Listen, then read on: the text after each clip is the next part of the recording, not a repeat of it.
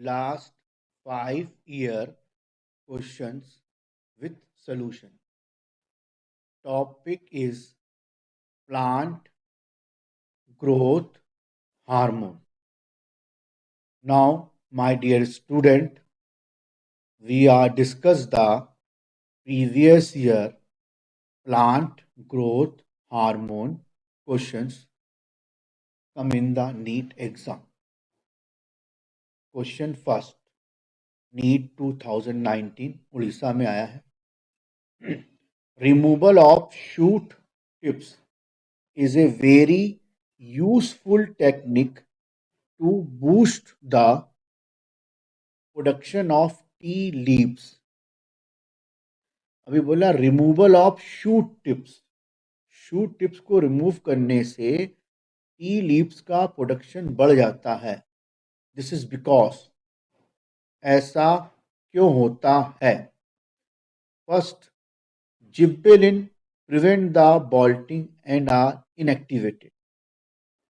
अब gibberellin prevent the बॉल्टिंग. जिब्बेलिन बॉल्टिंग को promote करता है. बॉल्टिंग means elongation of inter node. तो ये आंसर इसका नहीं हो सकता और इसका टी लिप से कुछ भी लेना देना नहीं है. Option second, auxin prevent the leaf drop at early stage. Auxin हमेशा ध्यान रखना यंग पार्ट से मिलता है. टिप पे मिलेगा, रूट टिप और शूट टिप पर यंग पार्ट्स मिलेगा. Prevent the leaf drop at early stage. तो जहां पे ऑक्सिन होगा वहां पे लीफ फॉल नहीं होगा. ओल्ड लीफ गिरती हैं, ओल्ड फ्रूट गिरता है, यंग लीफ नहीं गिरती. ऑप्शन सेकेंड भी नहीं होगा. Third, effect of auxin is removed and growth of lateral bud is enhanced. ये बोल रहे हैं अगर ऑक्सिन का इफेक्ट रिमूव्ड हो जाएगा तब लेटरल बड की ग्रोथ बढ़ जाएगी. लेटरल बड्स की ग्रोथ तब बढ़ती है जब मैं शूट टिप्स को रिमूव कर देता हूं. शूट टिप के रिमूव होने से ऑक्सिन का एपाइकल डोमिनेंस खत्म हो जाता है. एपाइकल डोमिनेंस खत्म हो जाएगा तो ऑक्सिन भी हट जाएगा क्योंकि शूट टिप हट गई है. लेटरल ब्रांचेस ग्रो करेंगे. ध्यान रखिएगा, इसीलिए माली ऊपर की ब्रांचेस को कट करता रहता है. तो जहां जहां टिप हो, चाहे मेन ब्रांच हो चाहे लेटरल ब्रांच, सारे टिप पर ऑक्सिन की एपाइकल डोमिनेंस मिलेगी.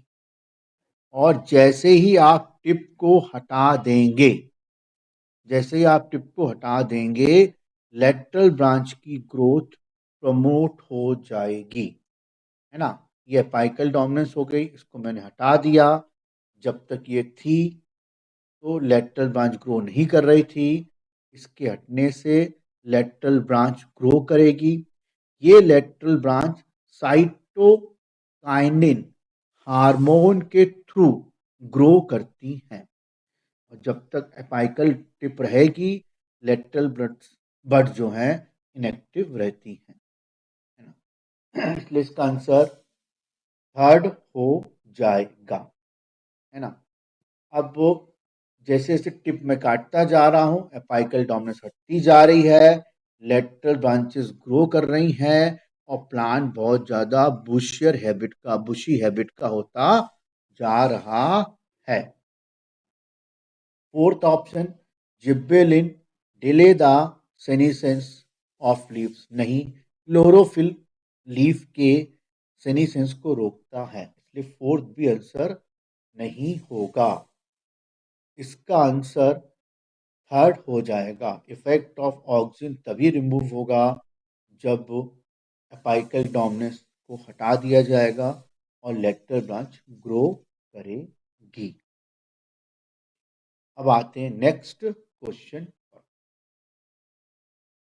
इन order to increase the yield of sugarcane crop, which of the following plant growth regulator should be sprayed?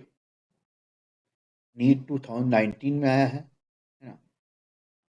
ये क्वेश्चन, जिब्बेलिन मैंने बताया था आपको इंटरनोड इलोंगेशन करता है। इंटरनोड इलोंगेशन मतलब इंटरनोड की लेंथ को जिब्बेलिन बढ़ाएगा। इस डायग्राम में देखिए, डायग्राम नंबर बी में जो है, एक साइज में दो इंटरनोड हैं। एक साइज में क्या है, दो इंटरनोड हैं, और जिब्बेलिन डालने पर इंटरनोड की लेंथ एकदम से बढ़ गई है। उस लेंथ में जहां दो इंटरनोड आते थे, अब एक इंटरनोड आ रहा है। जिब्बेलिन का feature increase the length of internode in dark condition. हाँ, जिब्बेलिन हमेशा इंटरनोड की लेंथ बढ़ाएगा, लेकिन डार्क होना जरूरी है। जब भी जिब्बेलिन का कोई क्वेश्चन आए तो वो ऑब्जेक्ट डार्क में होना चाहिए। इसी तरह दूसरे डायग्राम में देखिए, अंगूर का ये जो बेल है, ये विदाउट जिब्बेलिन वाला है। इसमें अंगूर बहुत पास पास लगे हुए हैं। जैसे ही जिब्बेलिन डालते हैं तो इसके बीच की इंटर नोड की लेंथ बढ़ जाती है ना। इंटर नोड की जब लेंथ बढ़ जाती है तो अंगूर को ग्रो करने के लिए गैप मिल जाती है और अंगूर का साइज बड़ा होने लगता है। इसलिए इसका आंसर जिब्बेलिन आएगा।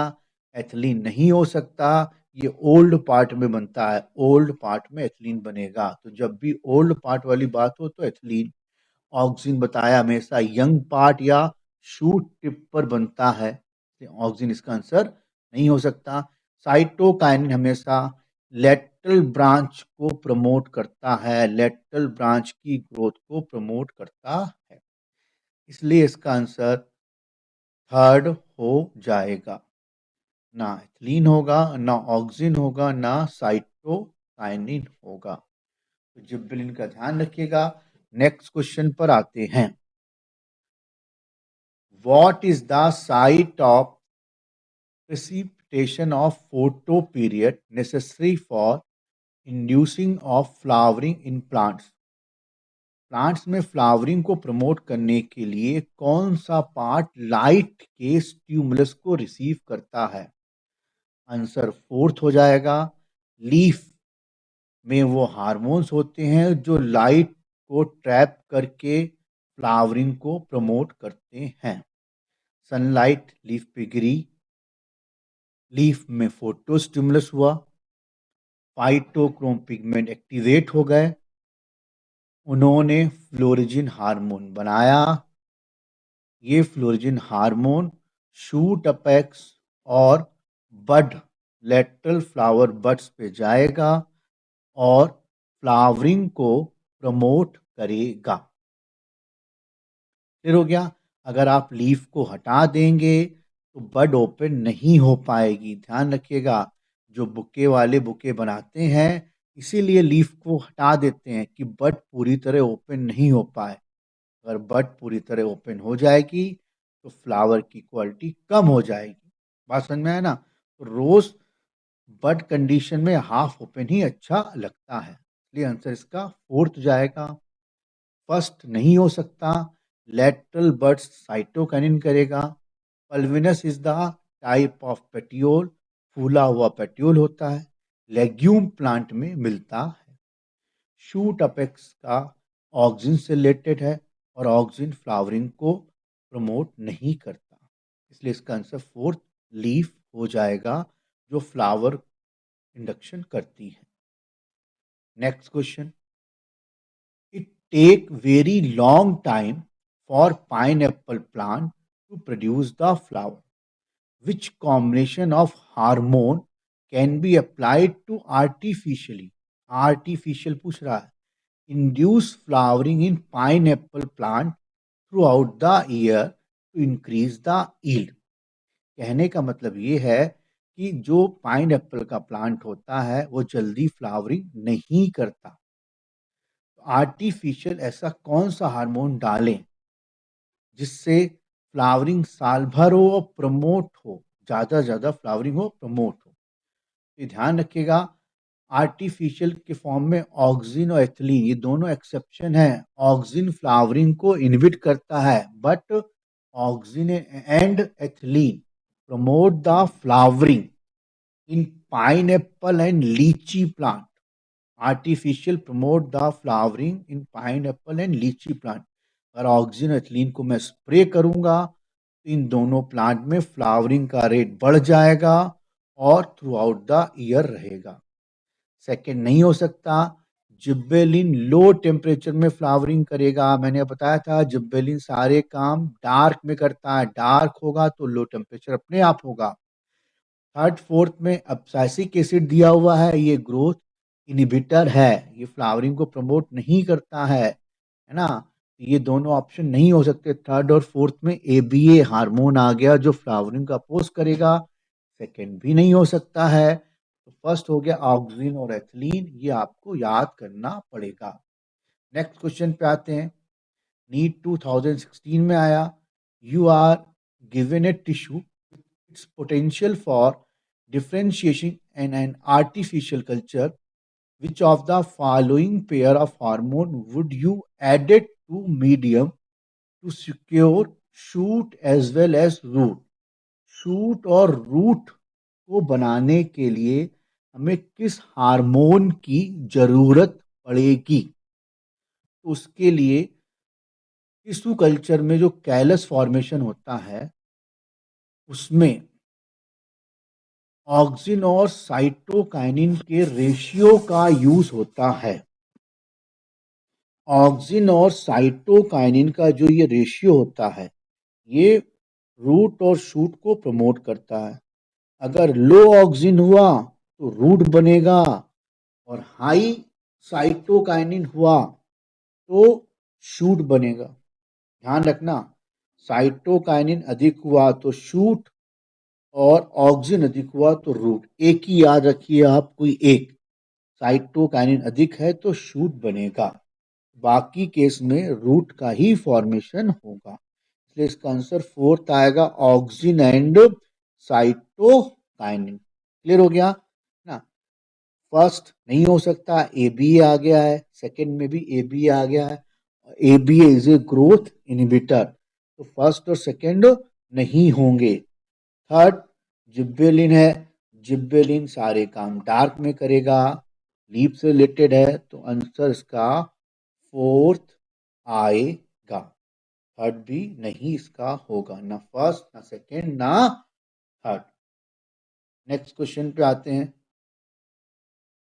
फाइटोक्रोम इज ए, फाइटोक्रोम क्या है?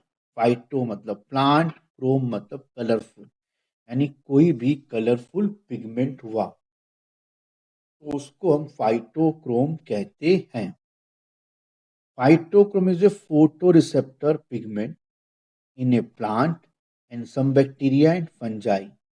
फाइटोक्रोम जो होता है वो लाइट सेंसिटिव पिगमेंट है, खासतौर से रेड लाइट और फॉर रेड लाइट के लिए, है ना। तो ये लाइट को ट्रैप करके ऐसे हार्मोन बनाता है जो कुछ प्लांट्स में या मेनी फ्लावरिंग प्लांट्स में फ्लावरिंग को प्रमोट करते हैं। तो ये एक टाइप की क्रोमोप्रोटीन हो गई, इसलिए इसका आंसर सेकंड जाएगा। फर्स्ट इसका आंसर नहीं हो सकता, ये लिपोप्रोटीन है, प्लाज्मा मेम्ब्रेन मिलेगी। थर्ड फ्लेवोप्रोटीन है, एक टाइप का पिगमेंट हो गया। ग्लाइकोप्रोटीन एंटीबॉडीज होती हैं, तो ये भी फाइटोक्रोम से रिलेटेड नहीं है, इसलिए इसका आंसर टू जाएगा। नेक्स्ट क्वेश्चन पर आते हैं। फाइटोक्रोम के बाद next question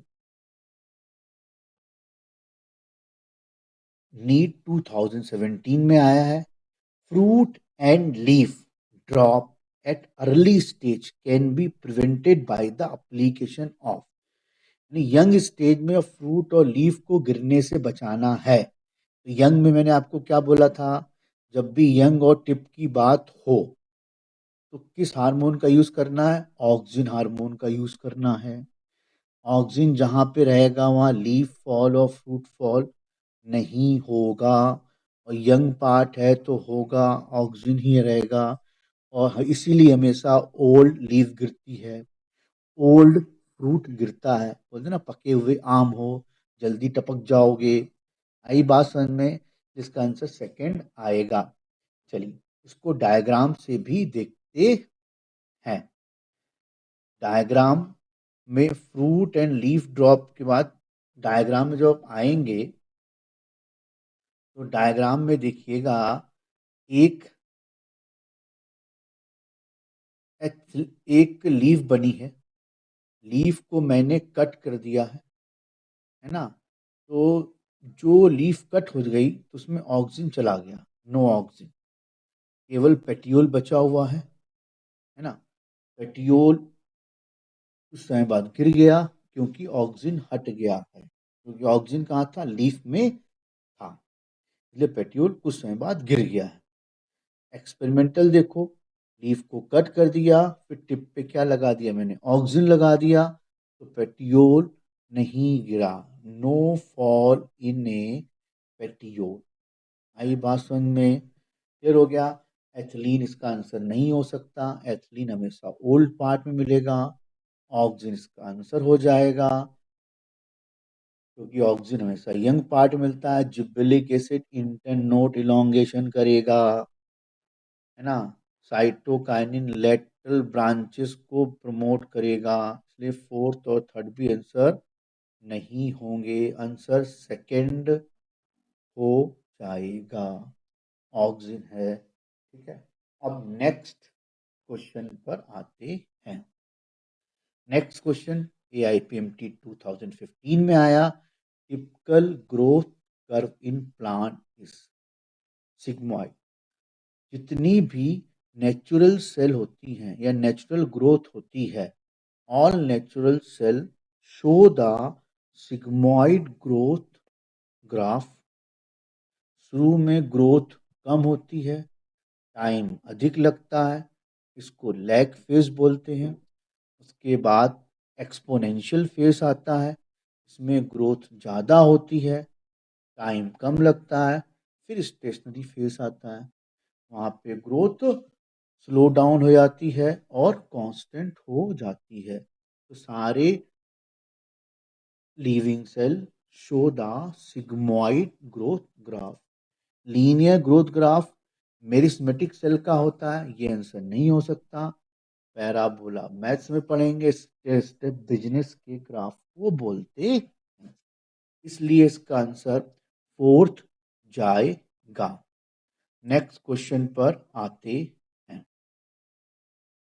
next question is, what cause a green plant expose to light on only one side to bend towards the source of light as it grows। किसी भी plant को अगर एक साइड से लाइट डालेंगे तो वो लाइट के सोर्स की तरफ बेंड कर जाता है। ऐसा क्यों होता है? ऑप्शन फर्स्ट पे आते हैं। Green plant light because they are phototropic. जो ग्रीन प्लांट्स होते हैं वो फोटोट्रॉपिक होते हैं, लाइट के सेंसिटिव होते हैं, लेकिन ये बैंड्स होते हैं ऐसा नहीं है। फर्स्ट आंसर नहीं होगा। Second, light stimulate the plant on the lighted side to grow faster. ये बोल रहे हैं जिधर लाइट आती है उधर ग्रोथ ज़्यादा होती है, ऐसा भी नहीं है, क्योंकि बहुत से प्लांट शेड लविंग भी होते हैं। फर्स्ट सेकेंड नहीं होगा। थर्ड बोल रहा है, oxygen accumulate on the shaded side stimulate the greater cell elongation there. ये सही है, क्योंकि ऑक्सीजन डार्क की तरफ इकट्ठा होता है और मैंने बताया था ऑक्सीजन यंग पार्ट में मिलेगा तो ग्रो कराएगा। देखो डायग्राम ए में ऊपर से सनलाइट पड़ रही है, जब सनलाइट पड़ रही है तो ऑक्सीजन मॉलिक्यूल पीछे आ गए हैं और एपाइकल मेरिस्टेम में इक्वली डिस्ट्रीब्यूट हो रहे हैं। जबकि सेकेंड में देखेंगे, ऑक्सीजन लाइट जो है वो एक साइड से पड़ रही है तो ऑक्सीजन बैक साइड चला गया। ऑक्सीजन जब बैक साइड चला गया तो वहाँ पे ग्रोथ ज़्यादा होगी, इलोंगेशन ज़्यादा होगा, है ना। तो plant towards the sunlight bend कर जाएगा, क्योंकि जहाँ पे ऑक्सीजन है वहाँ पे इलोंगेशन ज़्यादा होगा। Once the sunlight shine on the shoot at an angle, एक एंगल से गिर रही है तो molecule move to the back side, far side, induce the elongation of the cell, इसलिए plant towards the source of light bend कर जाएगा। ठीक है, bending towards the shoot towards the light. इसीलिए देखना घर में जो प्लांट लगे होते हैं घर की बाउंड्री पर, वो बाहर की तरफ झुकते हैं, क्योंकि सनलाइट घर के बाहर से आती है, अंदर से नहीं आती। सन घर के बाहर होता है, इसलिए खास तौर से ईस्ट फेसिंग मकान में ज़्यादातर प्लांट्स बाहर की तरफ बेंड होते हैं।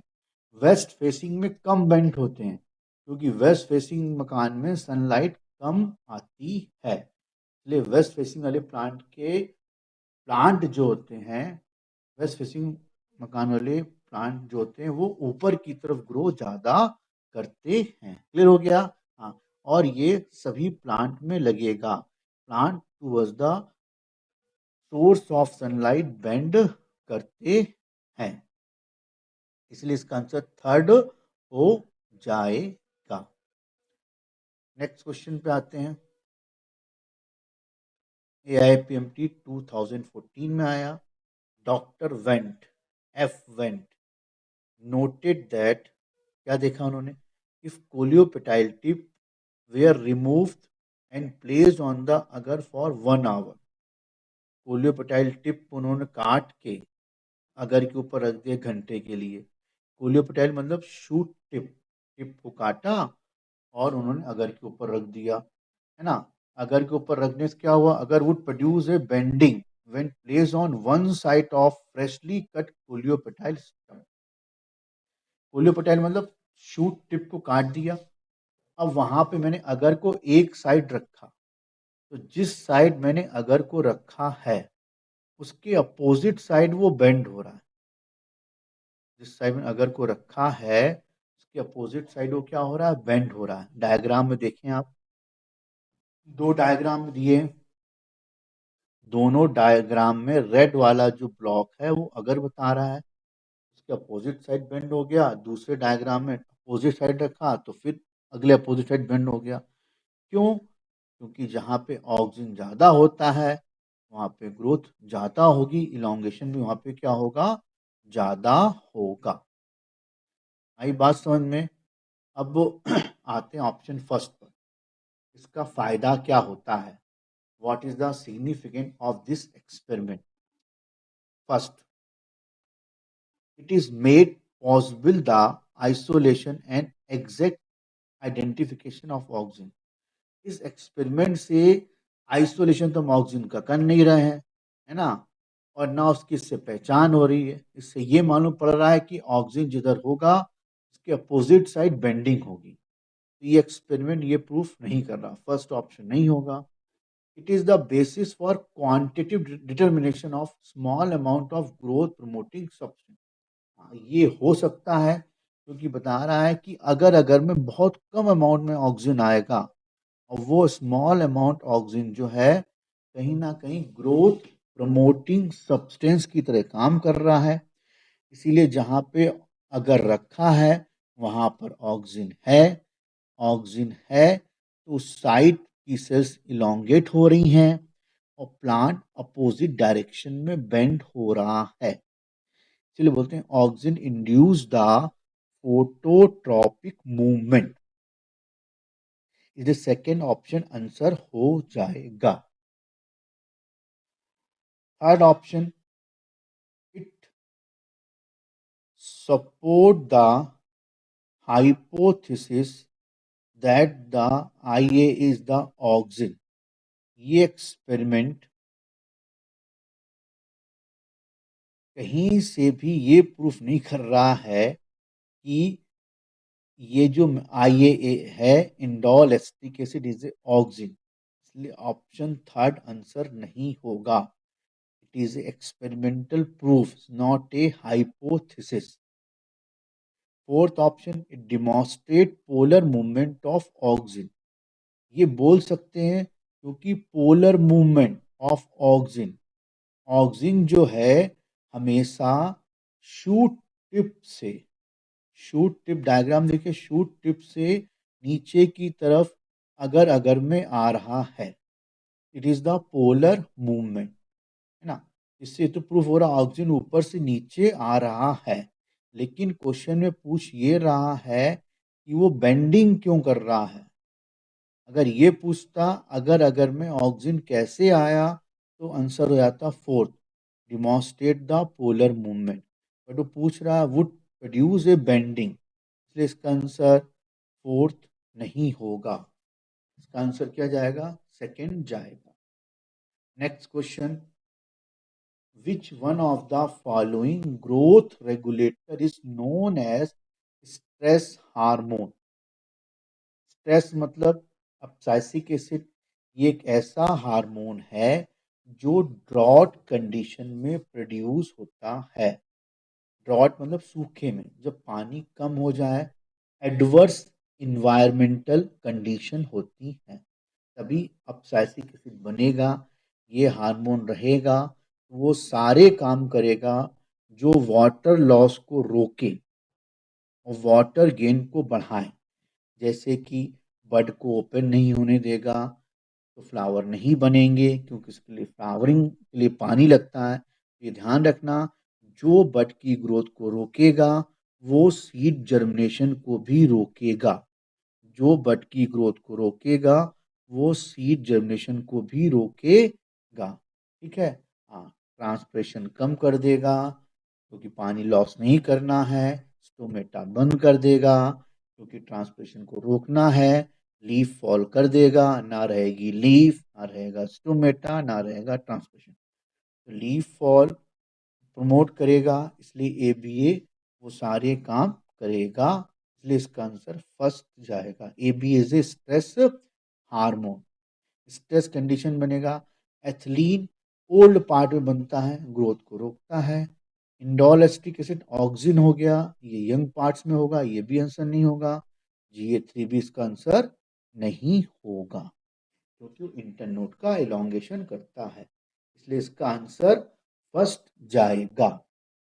नेक्स्ट क्वेश्चन पे आते हैं। AIPMT 2010 में आया, root development is promoted by. अब मैंने क्या बताया था, रूट यंग पार्ट्स में निकलेगी, ओल्ड पार्ट्स में नहीं निकलेगी। यंग पार्ट्स आ गया तो वहां पर ऑक्सिन होगा, ऑक्सिन होगा तो रूट का डेवलपमेंट होगा, इसलिए इसका आंसर ऑक्सिन आएगा। जब भी यंग पार्ट और टिप की बात हो तो ऑक्सिन ही टिक करना है।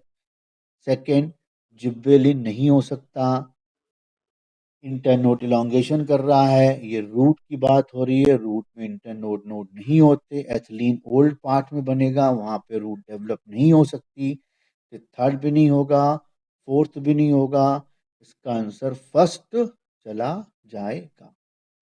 नेक्स्ट, इस तरह आपके सारे प्लांट हार्मोन खत्म हो गए ना। इन सब में सबसे इम्पोर्टेंट चीज आप ध्यान दीजिएगा, ऑक्सिन जो है वो यंग पार्ट से मिलेगा, ग्रोथ को प्रमोट करेगा। ठीक है ना, यंग पार्ट्स मिलेगा, टिप पे मिलेगा। जिब्बेलिन एब्सिसिक एसिड का एंटागोनिस्ट है, अपोजिट है। तो आप या तो ABA के करेक्टर याद कर लो, तो सारे जिब्बेलिन के करेक्टर आपको याद हो जाएंगे, क्योंकि वो एक दूसरे के ठीक अपोजिट है। इस तरह चार्ट बना के अपन कर भी सकते हैं। हाँ, ऑक्सिन जर्मिनेशन का अपोज करता है ना, ग्रोथ मेच्योरिटी को बढ़ाता है, फ्लावरिंग का भी अपोज करता है, कुछ एक्सेप्शन को छोड़ दिया जाए तो। आ रही बात समझ में, हाँ। तो ऑक्सिन एपाइकल डोमिनेंस को प्रमोट करेगा, साइटोकाइनिन एपाइकल डोमिनेंस का अपोज करेगा, है ना।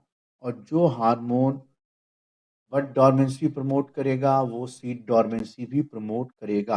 आप एक दो चीज एकदम क्लियर कर लिए, जब भी कोई question root tip, shoot tip और यंग पार्ट से रिलेटेड हो तो ऑक्सिन, लेटरल ब्रांचेस से रिलेटेड हो तो साइटोकाइनिन, ओल्ड पार्ट से रिलेटेड हो तो एथिलीन, और स्ट्रेस कंडीशन हो तो ABA, और ABA का अपोजिट क्या हो जाएगा, जिब्रेलिन हार्मोन। क्लियर हो गया। आपको वीडियो कैसा लगा? थैंक्स। सब्सक्राइब करें, शेयर करें, कमेंट्स करें, बताएं इस तरह का आपको वीडियो और चाहिए। Thank you. ओके।